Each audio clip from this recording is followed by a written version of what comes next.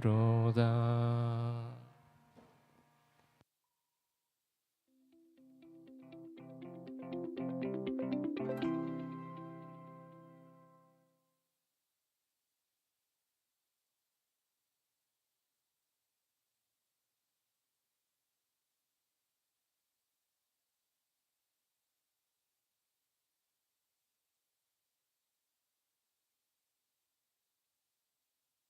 여러분 반갑습니다.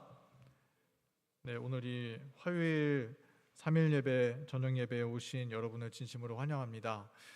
오늘은 축복이 된 노예의 옷이라는 제목으로 함께 말씀의 은혜를 나누도록 하겠습니다. 함께 본문 말씀으로 창세기 39장 1절부터 5절에 있는 말씀을 읽도록 하겠습니다. 제가 읽겠습니다. 요셉이 이끌려 애굽에 내려가매 바로의 신하 시위대장 애굽 사람 보디발이 그를 그리로 데려간 이스마엘 사람의 손에서 그를 산이라. 여호와께서 요셉과 함께 하심으로 그가 형통한 자가 되어 그 주인 애굽 사람의 집에 있으니 그 주인이 여호와께서 그와 함께 하심을 보며 또 여호와께서 그의 범사에 형통케 하심을 보았더라. 요셉이 그 주인에게 은혜를 입어 섬김에 그가 요셉으로 가정 총무를 삼고 자기 소유를 다 그 손에 미임하니 그가 요셉에게 자기 집과 그 모든 소유물을 주관하게 한 때부터 여호와께서 요셉을 위하여 그 애굽 사람의 집에 복을 내리심으로 여호와의 복이 그의 집과 밭에 있는 모든 소유에 미친지라. 아멘. 제가 지난주 금요일 날 설교를 맡아서 말씀을 나누었는데요. 그때 말씀을 드리면서 요셉의 삶은 그가 입고 있었던 옷에 따라서 네 가지 국면으로 구분해서 볼 수 있다라고 하는 것을 나누었습니다. 그것이 첫 번째는 채색 옷이고, 그리고 두 번째로는 노예의 옷으로 이 요셉이 갈아입게 되었고, 그 다음에는 죄수의 옷으로 입게 되었고, 그 다음에는 하나님께서 들어 올리셔서 총리의 옷을 입게 하셨고, 그리고 그 옷을 다 벗어버린 후에 요셉은 해골이 되었던 그런 인생의 국면들을 우리가 나누어서 살펴볼 수가 있겠습니다. 그리고 그 요셉의 믿음과 품성은 처음 하나님을 믿고 바라보았을 때부터 그의 인생이 마치기까지, 그리고 심지어는 그가 해골이 될 때까지 일관적으로 하나님을 바라보고 충성되게 섬겼다라고 하는 사실에 대해서 지난 시간 말씀을 나누었습니다. 그리고 우리가 두 번째 시간으로, 지난 시간에는 우리가 이 채색 옷, 사랑받는 자가 입는 옷이라는 제목으로 말씀을 나누고, 오늘은 이 채색 옷을 벗고 노예의 옷을 입게 되었던 요셉의 이야기를 함께 살펴보도록 하겠습니다. 너무나 잔인한 성품을 가지고 있었던 요셉의 형제들은 요셉을 미워하여 그를 죽이려고 하다가 애굽의 노예로 팔기로 결정했습니다. 그런데 이 노예로 팔려간다라고 하는 의미에 대해서 이 부조화 선지자에 보면은 당시에 노예가 된다는 것은 죽음보다 더 무서운 운명이었다라고 기록하고 있습니다. 죽음보다도 더 끔찍하고 무서운 대우를 받는 그러한 형편이 노예였다는 것이죠. 이 집에서 아버지의 모든 사랑을 받으면서 귀하게 자랐었던 사랑스러운 17살의 어린 아이가 그 짐승보다 못한 취급을 받는 노예가 된다는 것은 상상도 할 수 없는 힘든 일이었겠죠. 그리고 그 아버지가 특별한 사랑으로 입히운 채색 옷이 벗겨지고 이제 노예의 옷으로 갈아입혀짐을 받게 되었습니다. 요셉은 그렇게 이 노예로 팔려갈 당시에 이 도단을 떠나서 애굽으로 가는 과정 속에서 그의 눈에는 아버지의 장막 주위에 산들이 보였다라고 했어요. 이 요셉이 거했었던 그 고향 땅이 보였다고 했습니다. 그리고 거기에서부터 점점 멀어지고 희미해져 가는 상황 속에서 요셉은 사랑하는 아버지를 생각하면서 통곡했다라고 이언해 씨는 기록하고 있습니다. 평생 동안 집을 떠나본 적도 없고 떠나볼 생각도 해본 적도 없었던 요셉이 자기의 집을 떠나고 이제 애굽의 노예의 운명으로 살아가야 한다는 것이 얼마나 그를 두렵고 떨리게 만들었을까요? 제가 요셉의 모든 마음을 이해할 수는 없지만 사실 저는 이 군대를 갈 때 24살에 조금 늦은 나이에 군대를 입대하게 되었습니다. 대학을 보통은 2학년 마치고 친구들은 다 갔는데 저는 대학을 졸업하면서 군대 입대를 하게 되었어요. 근데 군대 입대를 신청할 때쯤에 제가 잘 아는 선배가 혹시 기무사라고 아시나요? 기무사? 네, 기밀사령부라고 하는 기무사에 근무를 하고 있었는데 병사로. 근데 군 생활을 모범적으로 잘 하다가 이 선배가 마침 전역할 때쯤에 이 기무사에서 너무 군 생활을 잘했으니까 너희 학교에나 잘 알고 있는 후배가 있다면 좀 추천해 주라라고 이렇게 요청을 했습니다. 그런 사이에 그 선배가 저랑 연락이 닿았고, 그리고 이 군대에 가면은 기무사에 배정을 해줄 수가 있고 또 안식일을 지키는데 어려움이 없을 것이다라고 하는 이야기를 듣고 저는 안심을 하고 이제 운전병으로 군대에 입대를 하게 되었습니다. 그리고 훈련소 교육이 마치고 이 후반기 교육으로 운전병이었기 때문에 저 대구에 있는 이 후반기 교육을 받는 곳이 있어요. 거기에서 운전 교육을 다 받고 그 교육이 마칠 때가 되면 이제 그때가 됐을 때 자대가 어딘지를 알려줍니다. 근데 이제 발표를 할 시간이 되었는데 제가 특별하게 선별되었다라고 하는 이야기를 듣게 되었어요. 그래서 저는 이제 약속처럼 기무사에 가서 안식일 잘 지키면서 군생활 잘 하다가 오면 되겠구나 라고 생각을 하고 발표를 기다리고 있었는데 그 조교님이 제 이름을 부르시더니 한동안 말을 잊지 못하는 것입니다. 그러더니 말씀하시기를 최동현 특수전사령부다 라고 이렇게 발표를 하시더라고요. 특수전사령부는 저희 서울의 그 마천동, 지금 저희 합해에 있는 그쪽 근처인데요, 우리나라에 특전사가 있는 사령부 부대였습니다. 저기 사진에 보이는 것처럼 저런 훈련도 하고요, 여러 가지 참 험난한 그런 사람을 전쟁에서 승리하는 그런 기술들을 배우는 곳이 특전사였습니다. 그래서 그런 곳으로 발령났다 그러니까 저는 너무 큰일 난 줄 알고 그날 밤에 진짜 간절하게 기도를 드렸던 기억이 있습니다. 힘들어서라기보다는 저런 환경에서 믿음을 잘 유지할 수 있을까 그런 걱정이 앞섰던 것 같아요.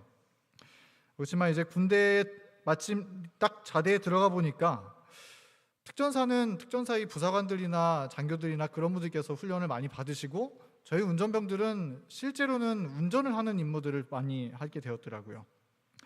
하나님께서 함께 해주셨고 또 제대할 때까지 모든 안식일을 잘 지킬 수 있었고 주님의 도우심을 체험하는 그런 경험들을 잘 하고 돌아오게 되었습니다.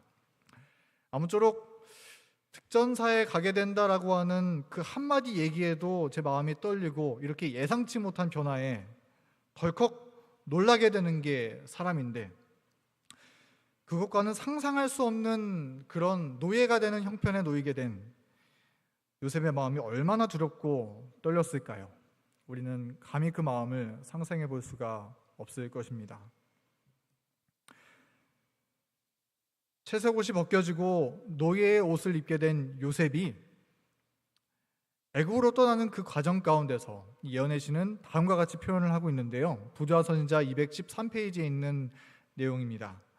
그러나 하나님의 섭리 가운데서 이러한 경험조차도 그에게 축복이 될 것이었다. 다른 방법으로는 여러 해 걸려도 배울 수 없었는지 모를 것을 그는 몇 시간 안에 배웠다. 이 말씀은 참 놀라운 말씀인 것 같습니다. 요셉이 노예로 팔려가는 길이 참 두렵게 떠났는데 하나님의 섭리 안에서 무엇이 될 것이라고 주님께서 말씀하고 있는 것입니까? 축복이 될 것이다 라고 얘기하고 있는 것이죠. 그의 채색옷이 벗겨지고 두 손이 이제 밧줄에 묶여지게 되고 사랑하는 가족들을 떠나서 이제 내가 원하는 대로 다니는 삶이 아니라 주인의 명령을 따라서 시키는 대로만 살아야 하는 삶으로 추락하게 되는 그 두려운 길이 요셉에게 축복이 되었다라고 말하고 있는 것입니다. 어떤 점에서 요셉에게 축복이 되었을까요? 우리 내용을 다 읽지는 않겠습니다. 이 내용을 쭉 보면 하나님께서 요셉의 품성 가운데 이 결함이 있는 것을 고쳐주시는 작업을 하기 위해서 하나님께서 그 애굽으로 데려가셨는데 그러한 과정들을 통해서 주님께서 그의 품성을 치유하셨다라고 하는 이야기입니다. 그런데 이 하나님께서 품성을 연단하시는 이 일은 요셉이 이 야곱의 품 안에서 그의 아버지의 가정에서는 불가능한 것처럼 보였었던 것이었어요. 아버지의 품 안에서는 불가능해 보였었던 그 일을 하나님께서 그가 애굽으로 떠나는 길 가운데서 노예의 옷을 입었을 때에는 넉넉히 고쳐주실 수가 있었다라고 하는 것이죠. 그런 의미에서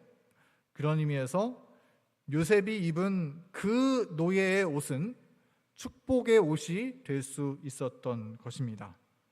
요셉을 진정한 하나님의 사람으로 만들어줄 수 있는 진정한 축복은 그가 노예의 옷을 입고 고난의 학교에 입학하는 그날에서부터 시작되었었던 것이죠.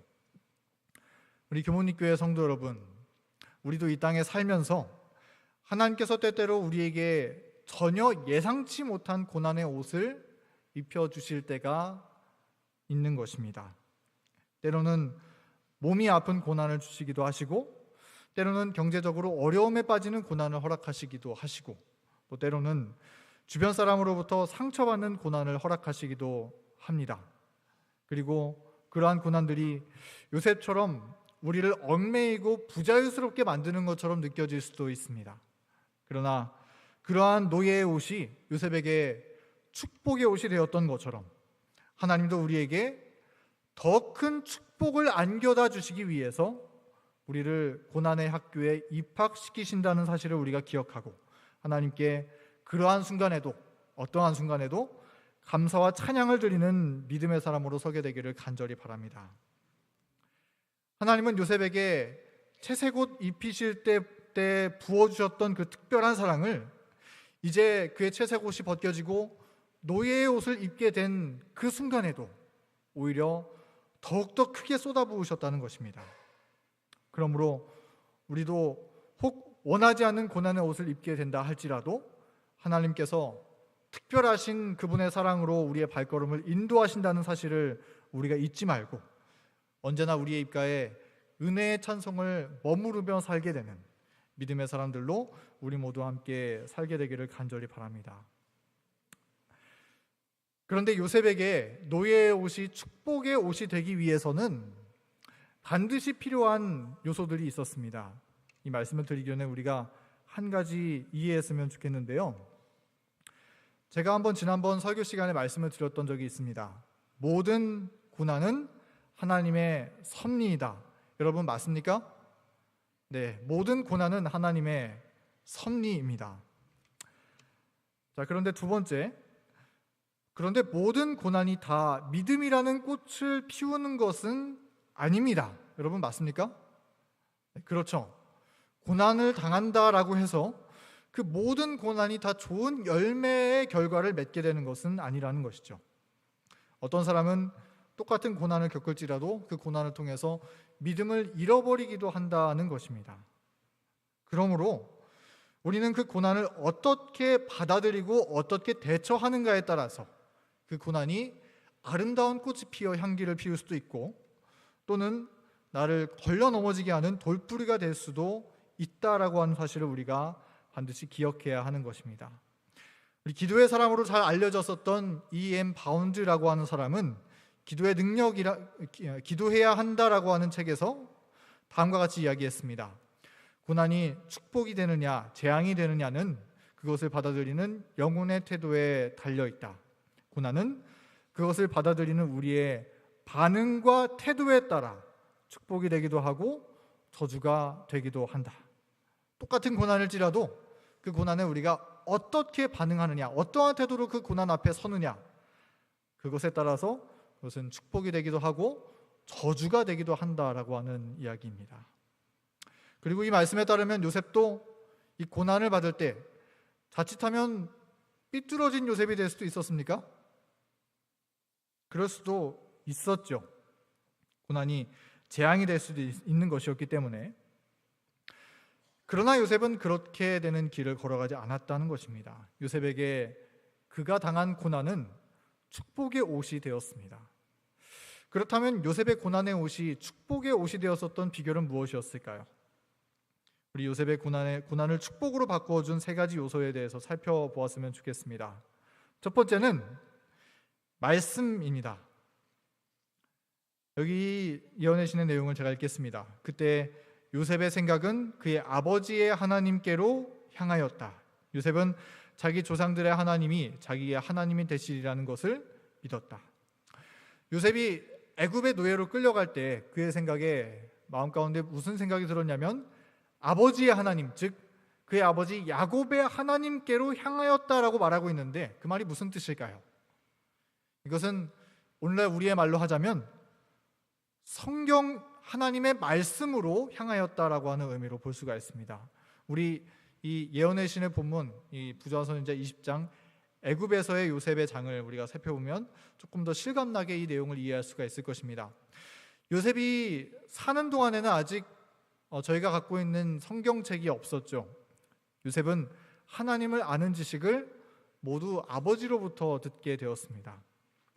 요셉은 아버지에게 하나님께서 이 세상을 창조한 이야기에 대해서 들었을 것입니다. 그리고 그들이 짐승의 피를 흘려 제사를 드렸던 것처럼 그 짐승처럼 예수 그리스도께서 이 땅에 다시 오실 것임을 들었을 것입니다. 또 야곱이 죄를 범하고 방황했을 때 베델에서 사닥다리 대신 예수 그리스도를 만난 이야기도 아버지를 통하여서 들었을 것입니다. 요셉은 지금 아버지의 머리맡에서 들었었던 말로만 듣던 하나님, 즉 성경책의 글씨 안에만 있는 줄 알았던 하나님을 이제 실제로 만나고 의지하는 경험을 그가 두 손이 묶이고 노예의 옷을 입게 되는 그 순간에 의지하기 시작하게 되었다는 것이죠.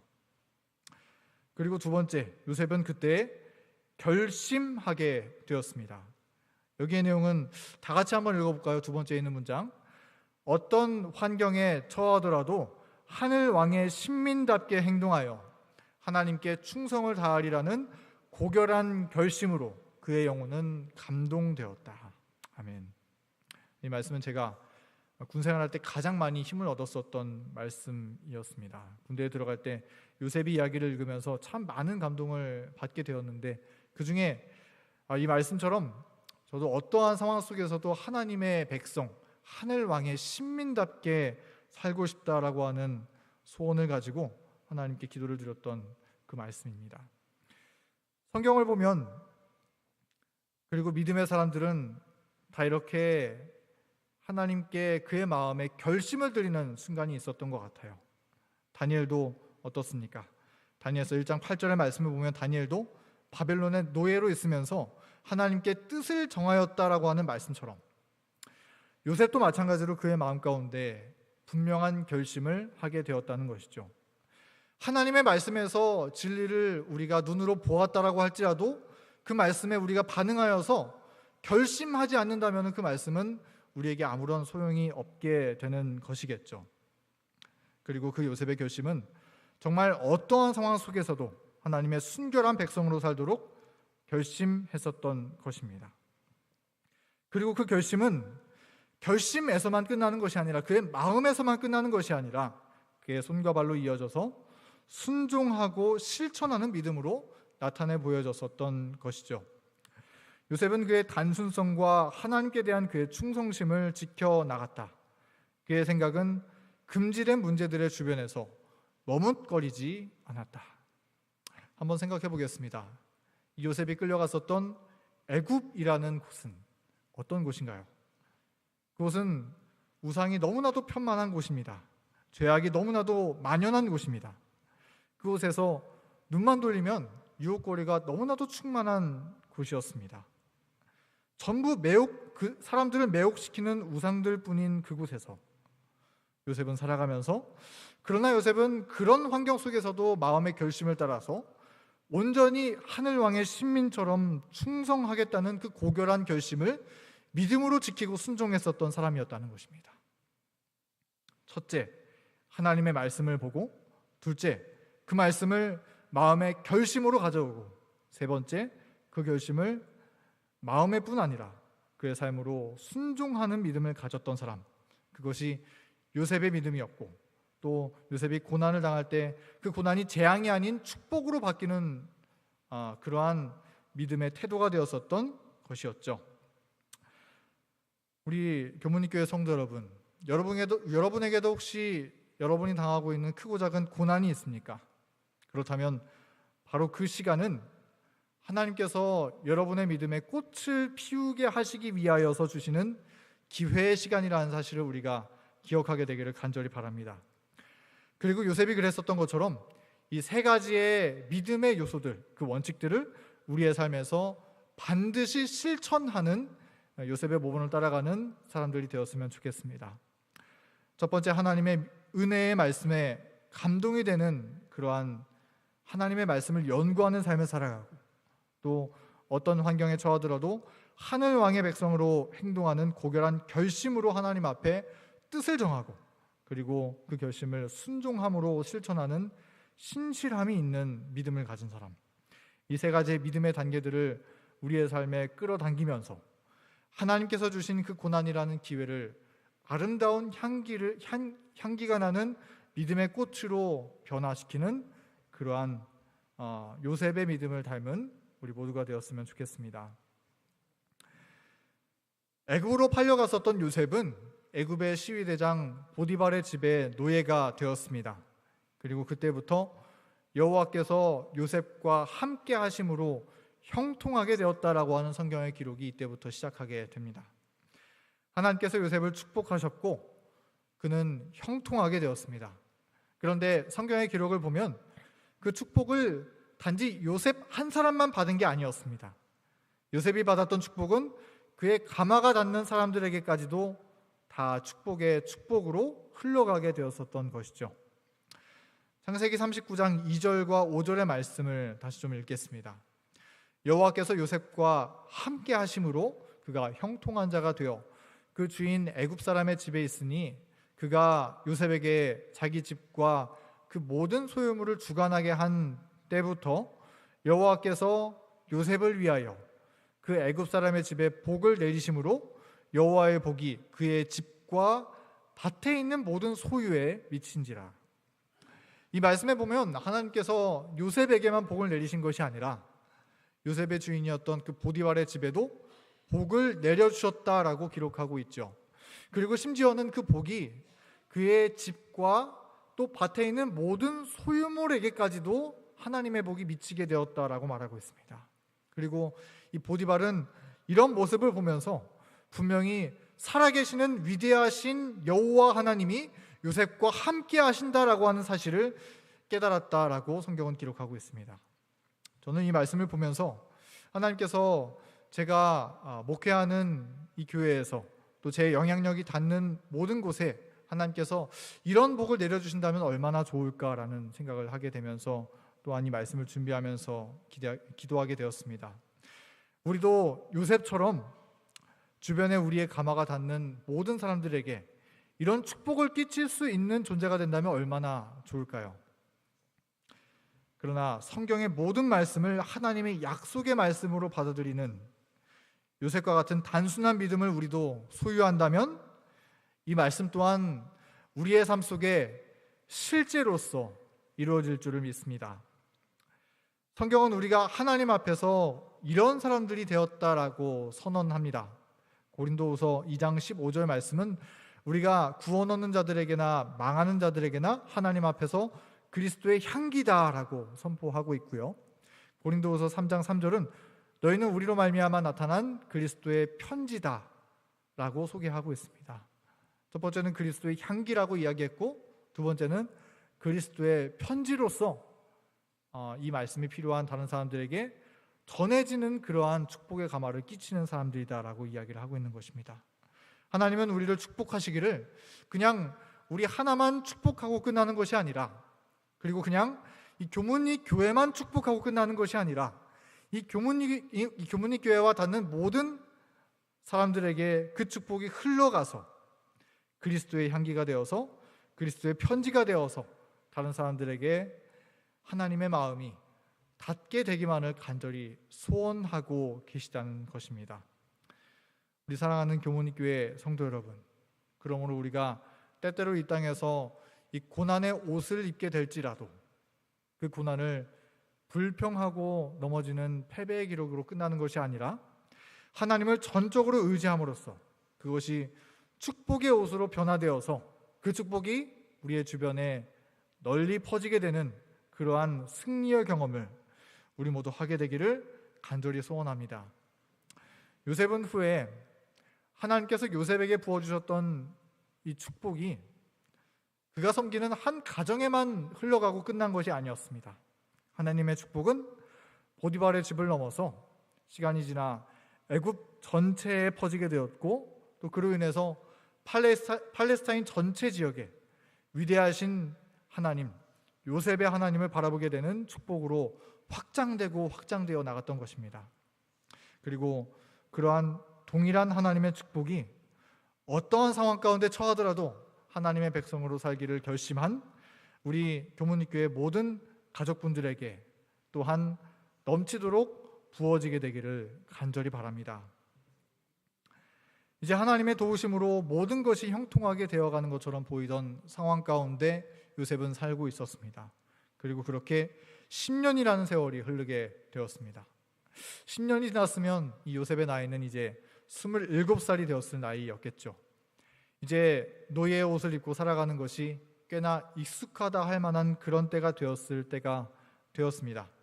그런데 요셉은 그때 다시 한번 믿음의 불시험을 경험하게 되었습니다. 어떤 일인지 여러분 잘 아시죠? 보디발의 아내가 요셉을 유혹하였었던 것입니다. 그 후에 그 주인의 처가 요셉에게 눈짓하다가 동침하기를 청하니, 창세기 39장 7절의 말씀은 이렇게 말하고 있죠. 여기 이 말씀을 보면 보디발의 아내는 요셉을 유혹하기를 눈짓하다가 동침하기를 청하였다라고 했습니다. 눈짓을 어떻게 했을까요? 요셉의 마음을 사기 위해서 일부러 화장도 예쁘게 하고 매력적으로 꾸미고 옷을 입고 맛있는 것도 사주고 선물도 챙겨주고 자꾸 대화 가운데 그 유혹하는 암시를 요셉에게 던져 주었었겠죠. 눈짓하면서 계속해서 다가왔던 것입니다. 그리고 10절의 말씀은 그렇게 요셉을 유혹하기를 하루 이틀만 했다 그랬나요? 날마다 했다라고 성경은 기록하고 있습니다. 하여간 얼굴만 마주쳤다 하면 자꾸 요셉에게 동침하자고 유혹했었던 것이죠. 그러나 이러한 유혹 끝에 요셉의 답변은 단순한 답변을 주었습니다. 9절의 말씀을 우리 다 같이 한번 읽어보도록 하겠습니다. 내가 어찌 이 큰 악을 행하여 하나님께 득죄하리이까. 요셉은 날마다 펼쳐지는 유혹에도 불구하고 단 한 번도 유혹자의 눈짓에 흔들리지 않았습니다. 요셉은 굳건한 원칙의 사람이었습니다. 그러나 이것은 사실 그렇게 쉽지만은 않은 일이었습니다. 왜냐하면 그 유혹이 너무나 달콤했기 때문이라기보다는 요셉이 만약 이 아내의 유혹을 거절할 경우에는 투옥과 죽음이 기다리고 있었다는 것을 요셉은 잘 알았기 때문이었던 것이죠. 우리 부조화 선지자에 보면 그러한 설명이 나와 있습니다. 만약에 요셉이 그 아내의 유혹을 거절한다면 그는 죽게 될지도 모른다라고 하는 사실을 요셉은 잘 알았다고 했습니다. 그러나 그럼에도 불구하고 요셉은 하나님의 말씀의 편에 서 있었습니다. 보디발의 아내의 청을 거절하는 것은 굉장히 두려운 결정이었지만 요셉은 감히 이 땅의 주인이 금한 것을 범함으로 하늘의 주인이신 하나님께 득죄할 수가 없었던 것입니다. 요셉이 도단을 떠나서 애굽으로 들어온 날로부터 10년 동안 하늘 왕의 신민으로 살기로 결심했었던 요셉은 유혹 앞에서 단 한 번의 쓰러짐도 이렇게 허락하지 않았던 것이죠. 요셉은 비록 노예의 옷을 입은 사람이었지만 그는 하나님의 말씀이라는 원칙 위에 정직하게 서 있는 사람으로서 살았던 것입니다. 혹시 여러분 뉴스나 신문에서 이러한 기사를 보신 적이 있으신가요? 지난 2023년 9월 6일 바로 지난주 수요일 날 있었던 일입니다. 멕시코의 수도인 멕시코시티에서 메이저급 마라톤 대회가 열렸습니다. 그런데 이 대회에서 놀라운 일이 벌어졌는데 참가자가 3만 명인데 그 중에 1만 1천 명이나 이 마라톤 대회에서 실격을 하는 그러한 일이 벌어지게 되었던 것입니다. 이렇게나 많은 사람들이 대회에서 실격을 당한 이유가 무엇이었을까요? 왜 실격을 당했을까요? 제 시간에 완주하지 못해서 그럴까요? 사람들이 부정행위를 저질렀기 때문에, 소위 꼼수를 저질렀기 때문에 그들은 실격을 당하게 되었습니다. 이날 어떤 꼼수를 그렇다면 저질렀을까요? 달리기를 하는 게 아니라 버스나 택시를 타고 이 꼬린 장소까지 이동하기, 또는 따릉이처럼 이 공유자전거를 타고 이동하기. 멕시코도 따릉이가 있는가 봅니다. 그리고 이 주루가 아닌 지름길로 달려가고, 또는 대리 출전, 잘 뛰는 사람이 대신 뛰어주기. 그런데 이런 행위들이 적발이 되어서 참 놀라운 게 3만 명 중에서 3분의 1이나 되는 사람들이 부정행위 때문에 실격되었다라고 하는 것입니다. 고생하지 않고 그냥 손쉽게 메달을 따기 위해서 말이죠. 참 이 스포츠 중에서 무엇보다도 그 노력과 땀이 배신하지 않는다라고 하는 것을 굳게 믿고 하는 이 마라톤 대회에서 참으로 참 수치스러운 일이 아닐 수 없는지 모르겠습니다. 여러분은 혹시 이 기사를 보면서 어떤 생각이 드시나요?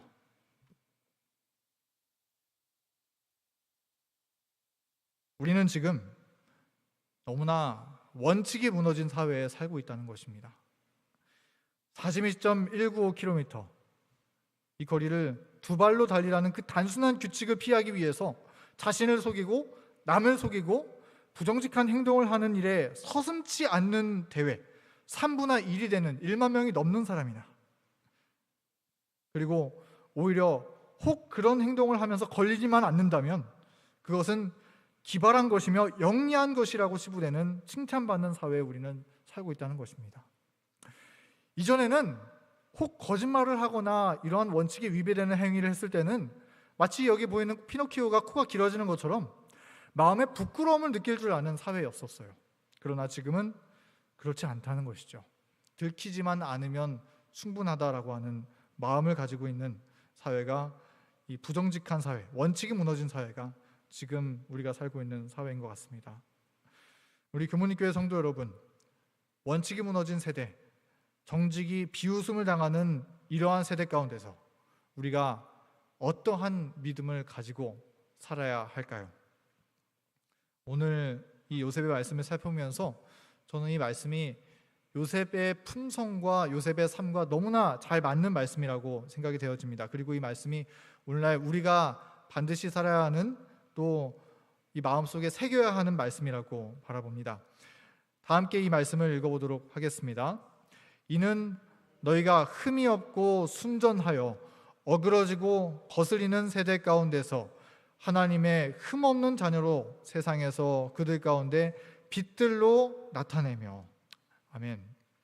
우리가 살고 있는 이 세대가 아무리 원칙이 어그러지고 하나님의 품성에 거스리는 세대 가운데 놓여 있을지라도 요셉이 그랬었던 것처럼 하나님의 흠없는 자녀로 살아가는 믿음, 그것이 우리의 나아갈 길이라는 사실을 오늘 우리가 잊지 않게 되기를 간절히 바랍니다. 원칙이 무너진 애굽 땅에서 요셉도 마찬가지로 살았지만 그는 온전한 믿음을 지키게 되는 삶을 살았습니다.